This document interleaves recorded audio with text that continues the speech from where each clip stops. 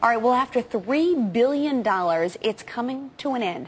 The federal program that gives consumers rebates of up to $4,500 to swap their junk mobiles for the car of their dreams, it ends tonight, 2 weeks ahead of schedule. Now, Cash for Clunkers appears set to be responsible for 500,000 new cars on the road, having sold more than 489,000 autos as of Friday. So has the program accomplished what it set out to do? Joining us right now is John Giamalvo. He's an analyst with auto super site Edmunds.com. And Jim Anderer is a dealer with Island Mitsubishi on Long Island here in New York. Good morning, guys. Good to see you. Good morning. Hi, Alexis. Hi there. How are you? Good, very good. So, Jim, how are you doing? How's it been going? Well, with Cash for Clunkers, we've been very busy. So that's I guess, is a positive. Of course, I don't really agree with the whole program in general. I don't think it's a proper function of government. I don't think it's a good use of taxpayer money. But it's helped you sell vehicles. Right. Just from an auto dealer or auto industry perspective, it's a definite positive. We sold a lot of cars. Our inventory is virtually out. We actually shut down the program early because we had no cars to sell. So that's good. But again, I don't think it's a good use of taxpayer dollars. John, this is fraught with so much controversy. I don't even know where to begin. It shuts down at 8 p.m. this evening. Yes. The big issue people are talking about is whether or not any of these dealers will get the money back from the government. Well, the government's made it very clear that dealers, as long as all their paperwork is in by 8 p.m., and that's 5 p.m. on the West Coast, as long as all that paperwork is in, they will be reimbursed for the Clunker program.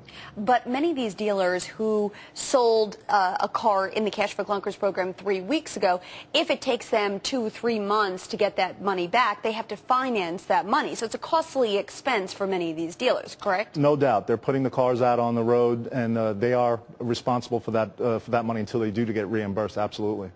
Jim, you know that one of the biggest criticisms of this has been, okay, does it cause this increased shoot in the arm of demand, and then all of a sudden it collapses? Do you foresee it collapsing if, as you suggest, your lots are virtually empty? Well, I don't know if it's going to quite be a collapse. I mean, you're going to see a slowdown in business, that's for sure. But I believe a lot of these people in the Cash for Clunkers program probably would purchase a vehicle anyway. It just would have been at their leisure and when they wanted to do it. So, yes, there will be a slowdown in the future. And Jim, as far as you're concerned, how many vehicles have you sold under the Cash for Clunkers program, and how many have you been reimbursed for? I've been reimbursed for 0, so let's get that straight. And I did about 20 deals on it. And, John, it's interesting. There are dealers across this country who have sold 200 vehicles and not seen a dime.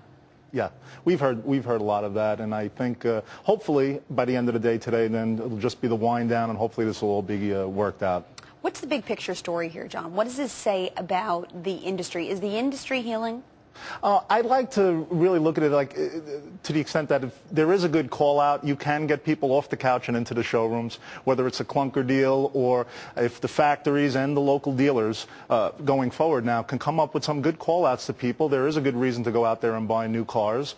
And if we can find a used car that didn't start out as a new car, we'd have some real breaking news. So at some point we do have to go into the new car showroom and buy new cars. And Jim, you have till 8 p.m., so you're still doing it today. Well, no, I'm not doing it. I have no cars to sell. All of my paperwork is in. All right. That's it. You have nothing on your lot anymore. That qualifies. Only certain vehicles qualify. Right. Okay. But, you know, again, I as an industry, it's good. For the nation, I think it's bad. All right. One factor also, Alexis, that a lot of people don't figure into this is this has driven the price of used cars higher. Mm-hmm. Okay. So this program is really not helping poor people. All right, it's actually hurting them because a lot of these people who are buying these cars, there's Lexuses and Mercedes and BMWs that qualify for this program. This is not geared towards poor people. Yeah, no, okay? That's an important point. So the poor people are going to hurt over this, where they could afford to buy a $3,000 or $4,000 car. Now those prices are high.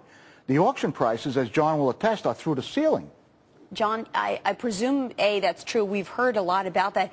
But will those auction prices collapse as soon as the program ends? I don't know if collapse is the word, but obviously the clunkers are not going into pre-owned inventories. These cars are being disabled and coming out of the market. So certainly, as Jim said, you are going to see a spike as far as used car prices go. All right, Jim and John, we will leave it there. Very, very interesting program. We'll see how it shakes out. Thanks so much.